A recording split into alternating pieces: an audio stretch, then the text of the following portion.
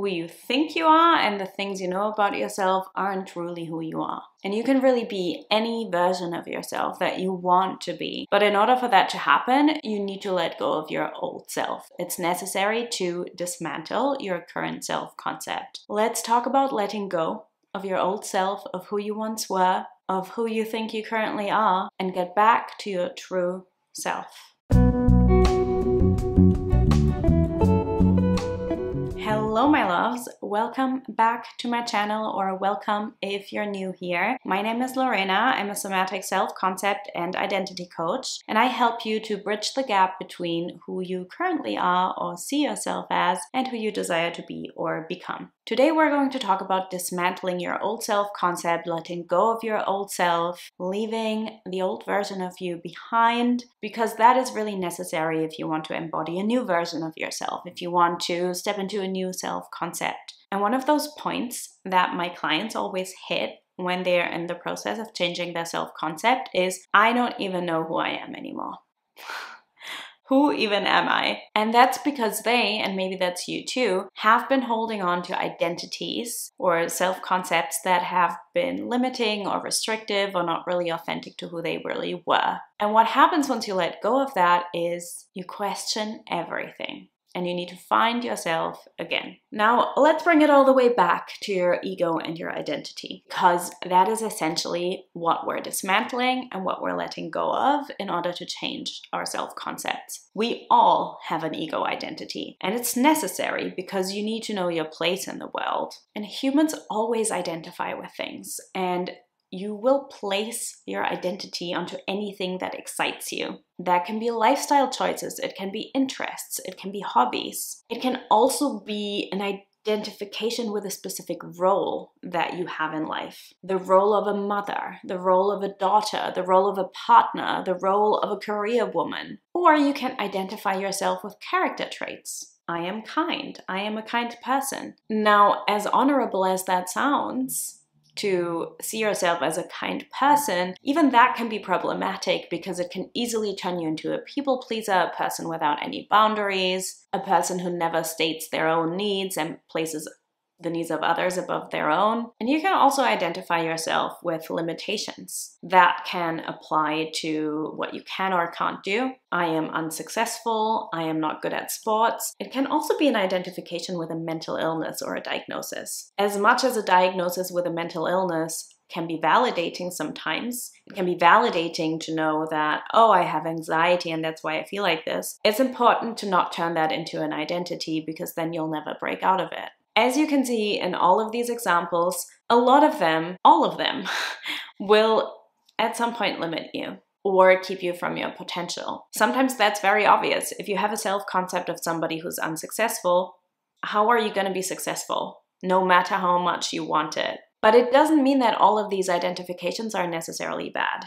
For example, let's say you're a mom. You want to an extent to have the identity of being a mom because it helps you play that part. It helps you be that role. But let's say you hold on to that self-concept too tightly. That's when it can stifle you. It will stifle the potential for anything else. It can take over and mean you suppress your own needs. Let's take the mom example. So many of my clients have been moms, and what I often see when their self-concept is overly attached to the identity of being a mother is that they don't have space for anything else anymore. Now you're not an individual anymore, but you're just the nurturer of your child or your children. You live only for them, and then you lose part of who you are. Or maybe the identity of a successful career woman. That sounds great, because it will help you create the wealth that you want. It will help you create the sense of achievement and the success that you want to have, maybe. But if that takes over, your friendships and your relationships may suffer because maybe you work too much. You've got a lack of balance in your life. Also very common in relationships, right? The identity of being in partnership. Many of my clients have lost their sense of self, their individuality, because their whole life became about the person, the partner. And aside from the fact that this limits other areas of your life, it's also ultimately not good for the identity itself or for the relationship itself. Let's say the mom example. You're overly attached to the identity of being a mom, and you're not working on your self-concept in other areas anymore. Now, on the surface, you may think, that's good for my child. I'm their mom, and I take care of my child. But the subliminal message that child gets is, you don't take care of yourself. You don't prioritize yourself. And so the message will be, my needs also don't matter. I need to take care of other people more than of myself. So before we go into dismantling your current self-concept, letting go of it, I want to ask you to reflect on this. What identity, what self-concept are you currently holding on to? And let me know in the comments what that is for you. Speaking of letting go of your old self and stepping into the new, I also have a free masterclass series called Metamorphosis, all about self-concept identity rebirth. And I have linked that in the description box below. So I highly suggest you check that out if you want to learn more about ego deaths and letting go of your identity, of your self-concept, and embodying a new one. So why should you dismantle your current self-concept? Which, by the way, when I work with clients, this is the biggest part. It's not the embodiment of something new, because that can happen very easily and naturally. What I teach and coach you through in Recreate Yourself is the peeling off of the layers of who you never were. The dismantling of your current self-concept. Letting go of the identities that you held on to that are not you, and that are not who you want to be, or not only who you want to be.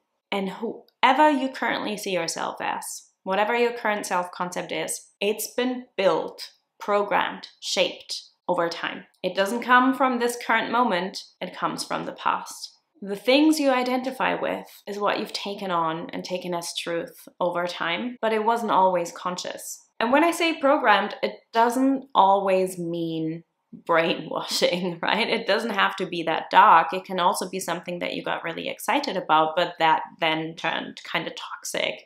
And we all go through phases like this. For example, I had a phase where I was overly identified with my business, and my identity, my self-concept was really enmeshed with my work. But we need to be able to break out of that. We need to be able to integrate that and move forward from that and get back to who we really are. I see it a lot in the spiritual field as well, because the ego will jump on the spiritual path like nothing else. When people find spirituality, they tend to get so enmeshed in it, and it becomes their persona, so that they're not grounded in reality anymore. But other times it is really something that was just subliminal messaging from the outside, from society, from your culture, from your family, from your friend circle, from your environment. Either way, it infiltrated your subconscious, and so it needs to be dismantled.